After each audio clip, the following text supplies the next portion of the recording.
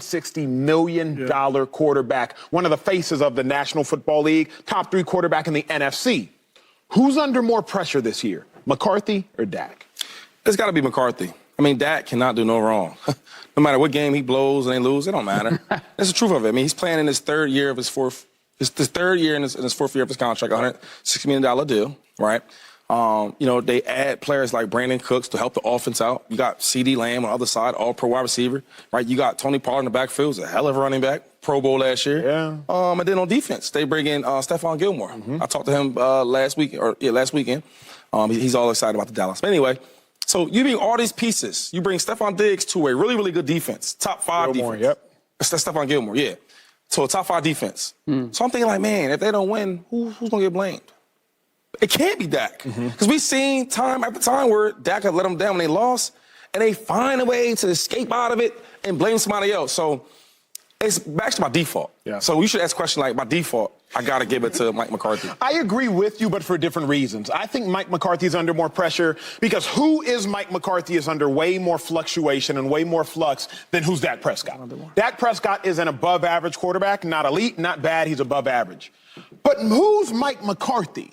We keep heralding him as a Super Bowl winner, which he is. But I always think, like, who are you without your best? Like, what's so fascinating about the Heat, and we'll talk about them a lot, Eric Spoelstra, even without LeBron James and Dwayne Wade, has gone to the finals twice in the last 4 years. So it's not like he was exclusively dependent upon LeBron James to get to the finals. But McCarthy without Aaron Rodgers, he ain't been all that. He wasn't all that. When Rodgers got hurt in 2013, Shady and I played against them, Scott Tolzien and Seneca Wallace. I think the Packers won 6 or 7 games. Fast forward to 2017, I believe it was. Brett Hundley takes over, starts 9 games that season. Packers, once again, they win less than 8, less than 9 games. So without Aaron Rodgers, I don't know who Mike McCarthy is. It's time for him to prove it to me. That's why, Joy, he's under more pressure, because I think his reputation can move drastically more than Dak Prescott's. It's Jerry, though. Plus, we did see a little time without Dak Prescott this year. We did. Rush hour. It looked pretty good to me. They weren't too shabby. It's hard to imagine Jerry making a big move. I'm, by default, also going to go with McCarthy because it's just, it's easier to move off of coaches than it is off players. Now, that being said, if they don't extend Dak Prescott, his guaranteed money runs up after the season. Yeah. So if they decide to wait on that, they could technically move off of both of them at the end of the season. Now, to who and to what, I don't anticipate that happening. I think they'll extend him to spread the money out. But Jerry's a very loyal guy when it comes to coaches, even if he's not quite sure about McCarthy, which he's made quite public.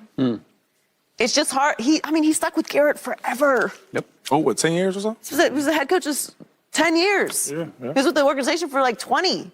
So Jerry's just not a guy that does that. Even with players, he's very loyal. Yeah. So I don't think either of them are actually like in the hot seat or have that much pressure. But if I have to pick one, I'll go with McCarthy. And they moved off of Kellen Moore, and he's calling plays now. The last time he called plays, they were 8-11-1 his last 20 games, and that was with Aaron Rodgers. So there is a little bit more of space to pin blame on Mike McCarthy now that he has taken over that role. But it's still Jerry. So there's who will have more pressure, and then there's who should have more pressure. Okay. And to me, the more interesting one is who should. And it's Dak Prescott. To your point, I hear you about what Mike did and didn't do, and the general feeling is the Green Bay Packers and Mike didn't do enough with Aaron Rodgers in Green Bay. Right. Yep. But I'm looking at what he did with Cooper Rush, small sample size, 5-1 with the Dallas Cowboys over the last 2 years. A very strong case could be made that the combination of the contract and Dak's inability to close the deal in certain situations is what has hamstrung the Dallas Cowboys from going to the next step.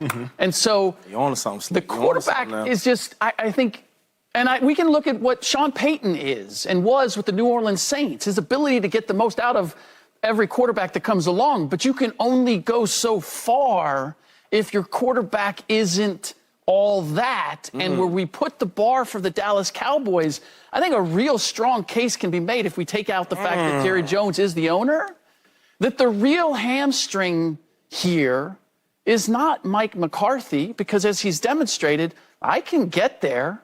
I mean, he's got there. Has Dak Prescott got there? Here's a question. We don't have a ton of time for it, but Shady, I'll ask you first. I've had this conversation with the coach in the last 48 hours, head coach of the NFL. He mentioned this. When you think about value, you got to think about who's harder to replace. I would suggest Dak Prescott is harder to replace. I would think he's probably the third best quarterback in the NFC. You could argue anywhere from second to fourth. After Jalen Hurts, then it's, do you like Matthew Stafford? Do you like Kirk Cousins? Do you like Dak? Do you like Carr? Whatever. Yeah. I think that Dak is harder to replace than McCarthy is. So if one has to go, if one's under more pressure, that's why I go McCarthy. Because for all the shortcomings Dak has, it's harder to find a second best quarterback in the division than it is to find another Mike McCarthy. But you break it down. You won 2 Super Bowls. I disagree. And I'm going to say this. Lately, man, for whatever it is, we've been finding quarterbacks. You talk about Dak Prescott, I mean, they replaced Tony Romo. Yeah. That was hard to do. The Eagles, at one point in time, Carson Wentz was the real deal. Yes, sir. I remember watching him like, dang, I wish I played with him. He was the real deal. They replaced him like this and got better. True. Even the Giants, I hate to even say this, right? Depending on who the coach is, I mean, McCarthy's been around some good players. But Daniel Jones, like, Eli left, will we ever find another? That quick. It took some time, the right situation. But now we actually talk about Danny Dimes as if he's a solid, competitive quarterback. Yeah. So as much as you want to think about that, let's just think for sure. Like, I don't know. I think we could place Dak. And then for the real quick last part, when you look at the team, he's surrounded by some dudes, bro. Yes, absolutely. On offense and on defense. Yes, sir. So, I mean, as much as you want to say replace, listen, I can go out and do that. Let me take off this joint. I go out there and do that right now. Keep the suit on, Shady. I mean, give me number 4 and watch me throw it.